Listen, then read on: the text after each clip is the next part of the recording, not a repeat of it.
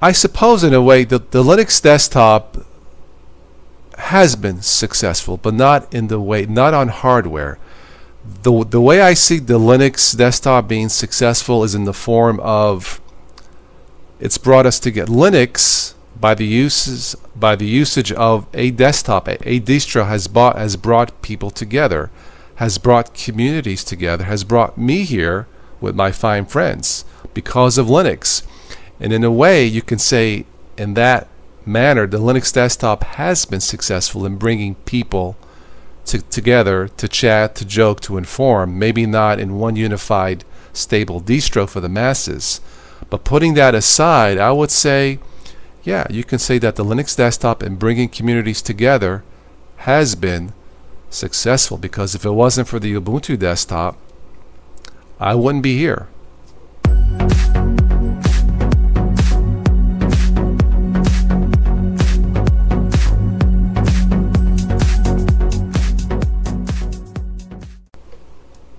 State of Linux for 2018, July 13th, 2018. What is the state of Linux? Some of you may know, but let me give you my what are my thoughts about the state of Linux. Well, I have a Samsung phone.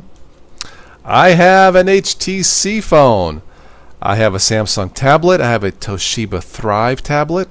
I have an old MP3 player. It's probably based on Linux. I'm not sure. I have a couple of GPSs. Hook up to the windshield with the suction cup and the cigarette lighter. Of course, nowadays, most new cars I think have built a GPS, but those are probably built or run by Linux. Internal computer systems are run by Linux.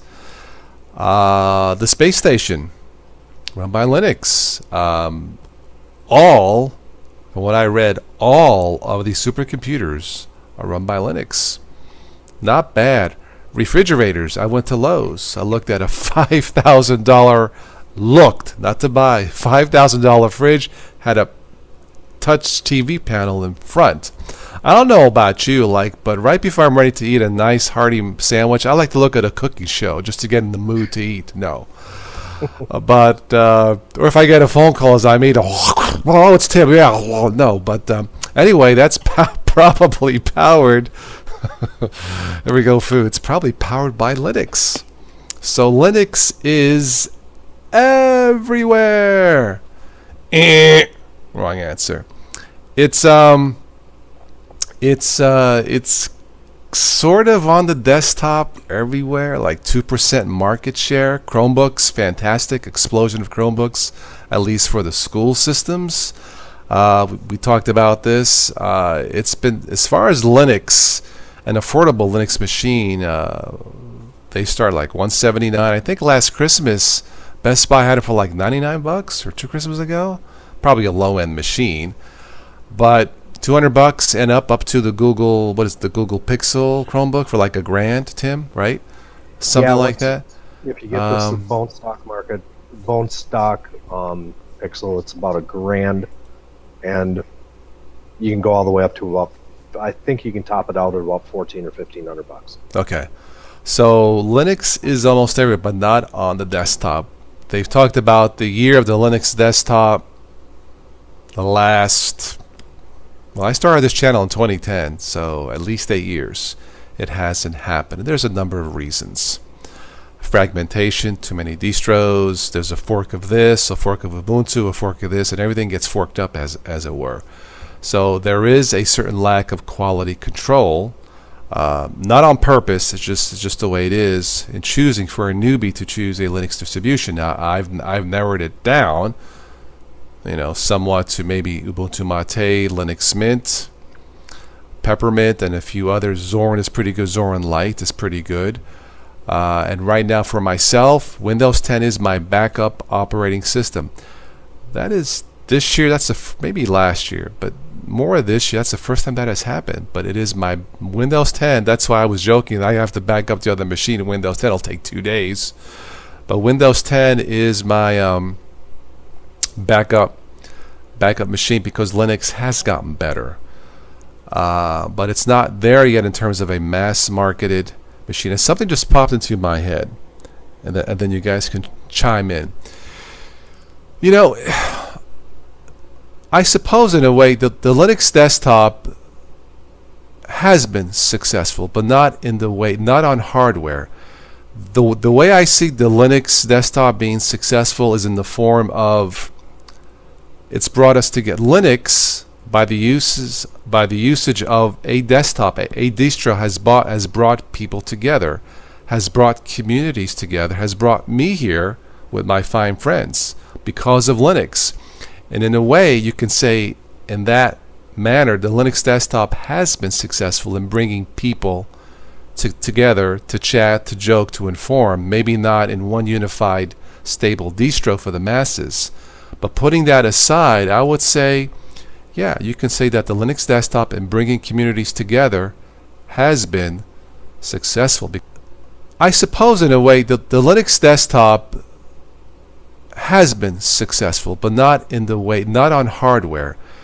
The way I see the Linux desktop being successful is in the form of it's brought us to get Linux by the usage of a desktop. A distro has brought people together, has brought communities together, has brought me here with my fine friends because of Linux.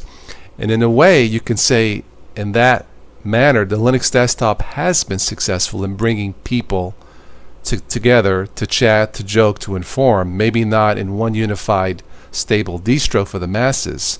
But putting that aside, I would say, yeah, you can say that the Linux desktop in bringing communities together has been successful, because if it wasn't for the Ubuntu desktop, I wouldn't be here. And that is my state of the Linux desktop for 2018. Now, whatever you guys think, be my guest. Steve, if you want to jump in first. Yeah, I think you're right. I mean,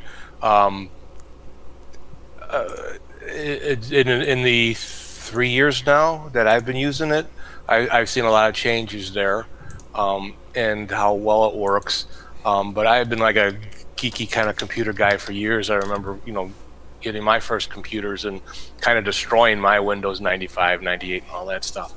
So a lot of this stuff is not hard for me to do, but trying to get people over from Windows, it's cool that Linux has all these operating systems in that, and you can go gaga and playing with them all. But I think that's also its kind of Achilles heel, because there's like not one distribution that really can be mass marketed. You got System 76 doing their Pop OS. How many people are going to go, what the heck is Pop OS? But it sounds like a cereal. Hey, you want some Pop OS? Right? Yeah. I know when I tell people I use Peppermint, I kind of get this look and that, but that's just, I guess what's the difference there than, on your Samsung device and it's on, Oreo or whatever ice cream they call it for the week. Mm-hmm. Yeah. No, it makes sense. Tim, what do you think? There's so many different things that go into what the state of Linux is, and a lot of people are really stuck on market share. Mm-hmm. And yeah, I get it. It makes sense, but as a rule, you have to look at historically where the operating systems have been. And within reason, Microsoft kind of started it out with Windows. The first real machine you could use was 3.1 or whatever it was. Mm-hmm. And what year are we talking about there? Late 80s, early 90s, right? I think early 90s, yeah. Mm-hmm. Yep. And Apple always had, they had the old Apple IIs and Apple IICs and stuff like that. And those were, for the most part, those were kind of command line based systems, but a graphical user interface. Mm-hmm. Windows kind of started it out, mm-hmm. and they were a large corporation very quickly. As Apple had, their whole turmoil of the, 80s and 90s with Steve Jobs and this and that. But, market share, I think, can kind of be a little bit misleading, and it can't be a really good gauge for us to look at because of the historical differences between the three major OSs that are out there. But if you do take the market share and you just take the OSs that are based off of the Linux kernel, Linux is more highly adopted. And very good point that you brought up. The people running these supercomputers that are doing things like strategizing our national defense here in the U.S., or they're predicting weather all over the world and doing stuff like that. What are they running? They're running Linux. And I think that this shows the sheer magnitude and the scope of what a Linux operating system can do. Now, most of us are not going to be sitting around trying to predict the weather and things like that, on our desktop machines. For me, quite honestly, there's like a big fragmentation in the overall QA of Linux operating systems. Just my personal experience is we all, everybody kind of follows Ubuntu. We just all kind of keep our fingers on the pulse of Ubuntu. It was my first one, so yeah. Yep, same with me. And the latest LTS version, which means I should be able to put it on my machine and not worry about anything for the next 5 years, doesn't quite work on my main laptop that I use the most amount of time. So I have to use something that's an older LTS base. And when it comes to the newbie side of it, most people, when they get on a computer, they're going to get on a Windows computer first. Then they may transition to a Mac if they end up having a lot of money and just want to. As far as Mac is concerned, I think they're good. I have no complaints with them whatsoever. But those are people that maybe have a specialized reason in their life, or they buy an iPhone first and then they say, "Boy, this iPhone really is the cat's meow." Yeah. So what am I going to do? I'm going to go and buy Apple hardware to sit on my desk at home. I don't think a lot of Apple people buy a $2,000 Mac desktop without owning an iPhone first. That's a guess. I have nothing to back that up. That's just my guess. Automatic syncing. That's why. Yeah. Correct. And that's my sister-in-law. Yep. And with Linux, Toss and I were talking before we came on, and we were kind of looking at the DistroWatch homepage, and for Linux to really catch on, it really needs to be something that's as easy as Windows. You buy a machine, you turn it on, you provide it with very minimal information to get it started, and then you go through the setup process. And there are a few Linux distributions out there that are a little bit more polished. Now, the one thing that to go back to my comment, the newest Ubuntu long-term release stuff doesn't work. The one OS that does work really well, that's based on the newest releases out of Ubuntu, was Pop OS. But kind of what Carmine and I were talking about, and then what you've said, Steve, is Pop OS seems very, very solid, and it kind of fittingly should, because System 76 is trying to dig into this desktop computing area with Linux-based machines. Yeah. And if they have a OS that they're going to put on their machines, it stands to reason it's got to be just as solid as Ubuntu, say, from a Dell aspect. If you buy one of the Dell $1,000 machines with Ubuntu on it, it has to be as equally as solid. For me, the biggest thing that I think that is, if I look at the state of Linux in 2018, it's the quality control aspect. It seems like there's too many people trying to do too many different things with too many different distributions, and there's not a lot of communication between each one of those forks of the distributions.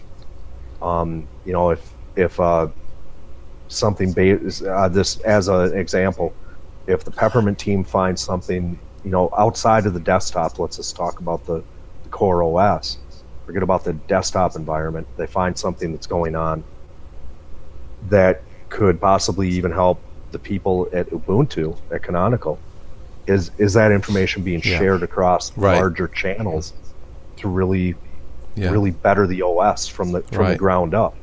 Because some of the some of the desktop environments or different spins of desktop environments are really, really cool. And they the workflows are nice, and they offer, anywhere from a great deal of flexibility to not so much flexibility.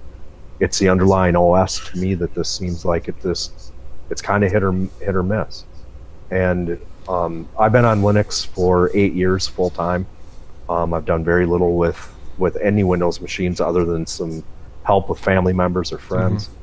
And I love the OS. The thing that I don't love about the OS is, something this doesn't seem to work right in a distro, and what do you know, I have to go back to kind of my mainstay, which right now is Elementary, based on 1604 Nice. Ubuntu, and it runs good. I don't have any issues with it, but having to, I'm curious with any Linux distro that comes out, so inherently I'm gonna tinker with it. I'm beyond that new user stage, but I still want the new user things. Those are priority. Right. Turn it on, Right. it runs, it doesn't drop my internet connection. I don't have garbage going on with my webcam. My microphone works, things like that. And the little bit that I played with Chromebooks as late, the more research I put into them, I have to say, Well, it's provoking. It is. there is no substitute for stability, is there? Nope. It's like driving a car. Do you want to drive a car over potholes or over flat roads? Yep. It's like driving Linux. Do you prefer potholes or flat? Oh, I like the potholes. I cracked the joke when I moved back here from Florida. I need an airbag for my rear end. But it all comes down to what I call the 3 S's: stability, speed, and then lastly, special looks, theming, and all that. But if you don't have that foundation first, it's like trying to build something on quicksand. Forget about it. Because you'll be solving puzzle after puzzle. It's just faster to just install something else. That's just the reality of it. People want to, click and go. I mean, And right now, That's unfortunately, as a whole, if you take everything that goes along with the Windows end user license agreement, if you strip that out of the conversation, it's hard to, but if you can, you strip that out of the conversation. You know what? Windows 10 is on the right, as far as I've seen, on the right hardware. It's quick. It is relatively intuitive. Yes. It is solid. Yes. The updates still suck, but not Yes. quite as bad. But they still kind of suck. Yeah.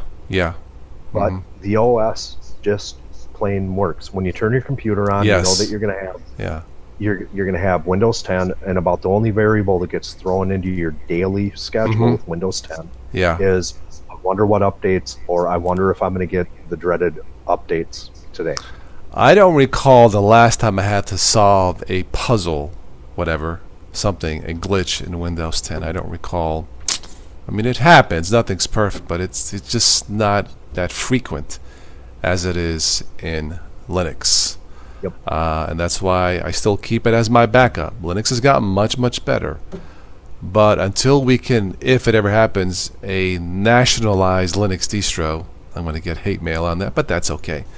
A standardized Linux distro, if it's even possible, to set the example. And I don't care if it's Ubuntu, Fedora, ABC, Schmuckhead Linux. I don't care. It just has to work out of the box.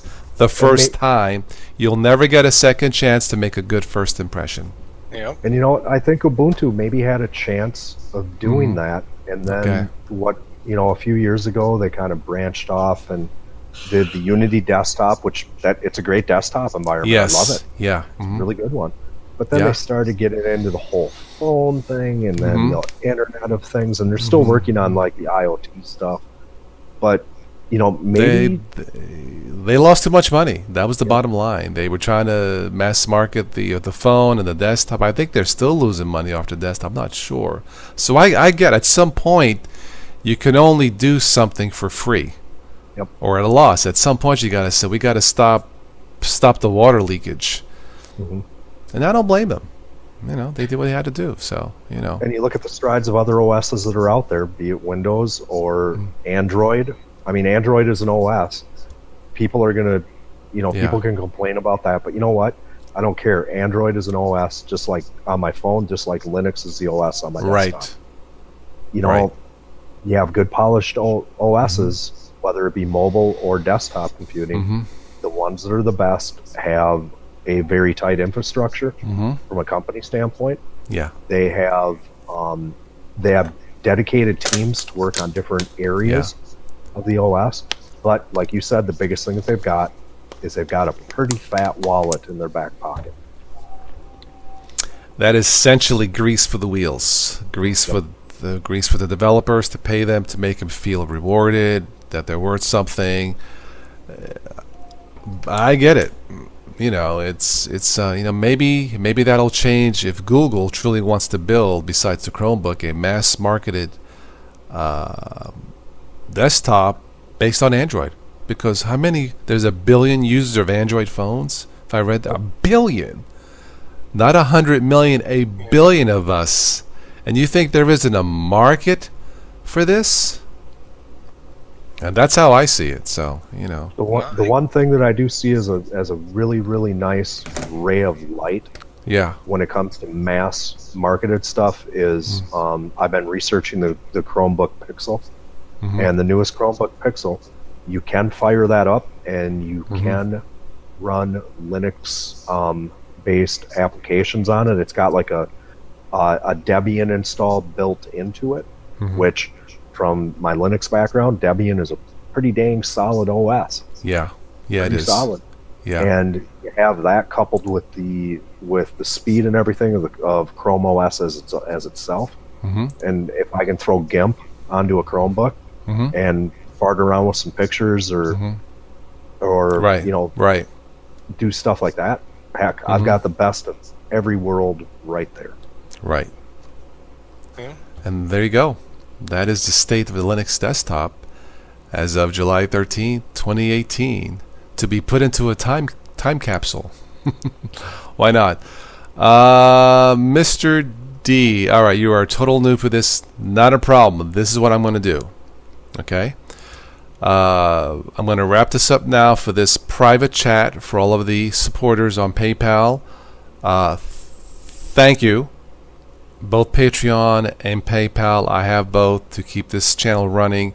Whatever you want to do, either that or the other one, is fine. The topics are the same. I'm going to wrap this up for this private chat, and I think what we'll do, guys, let me end this, but I'm going to start a new stream publicly, and we can both jump on that if you want to, because I have some free time. We'll just do that, and we'll just make it like an open topics night. What I will do with this, since we had issues before with my mic on my end, I'm going to edit it when I have time. And what I may wind up doing with this is maybe wait a week or so, edit it, and then post it publicly, if that's okay with you guys.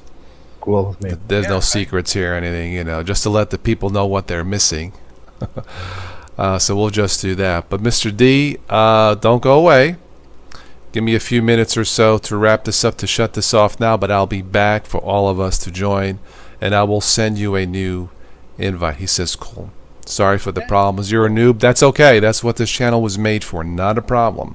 I'll get a new invite too, Carmine. Yes. Yeah. Okay. I'll send a new invite for both of you. Yes. Yeah. It'll be a new stream. Yeah. Okay. So thank you those who stuck around or watch this later on.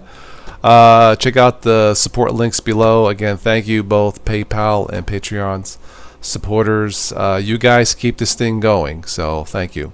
All right. Thank you. We'll catch you on the next one. Take care, all right, folks. guys.